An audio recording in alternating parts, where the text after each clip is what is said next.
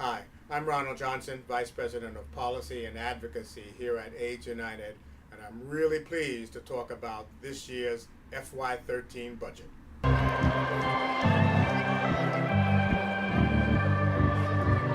With Congress returning this week from a recess, both houses, the House and the Senate, are getting down to the serious business of creating the budget for the fiscal year FY13 that begins October 1st. The House is a little further along, and this week will be voting on a bill that sets some of those dollar figures and will set the stage for negotiations with the Senate for a final package of spending levels for the new fiscal year. These negotiations, given the volatility of this election year, are likely not to be completed before the fiscal year begins. And exactly, the final decisions on the budget will most likely be made after the November elections in a lame duck session that will probably go well into December. The House budget is very disturbing in that the cuts that they are proposing are so drastic and particularly would have an impact on low-income people, vulnerable populations, including people living with HIV/AIDS. These are very serious cuts that we have to pay attention to.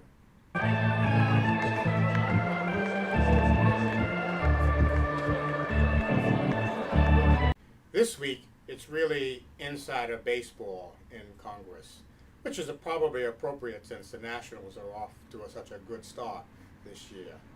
But it's very difficult to get through these numbers and to understand what's going on, particularly with the reconciliation process that the House is voting on. And that is really a vehicle to deal with the upcoming sequestration or the automatic spending cuts that are part of the Budget and Control Act.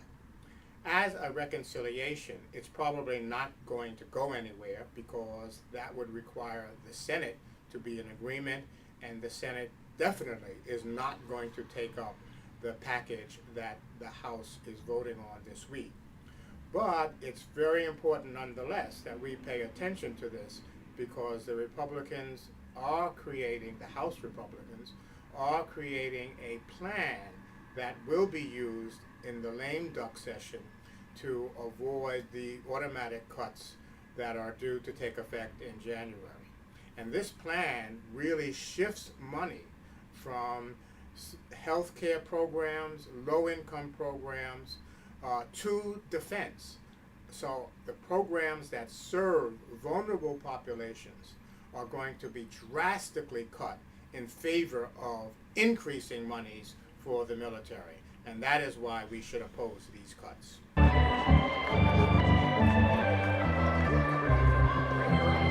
The plan that the House majority, led by Congressman Paul Ryan, the chair of the Budget Committee, is very drastic. I mean, draconian is almost a mild word for what they are proposing.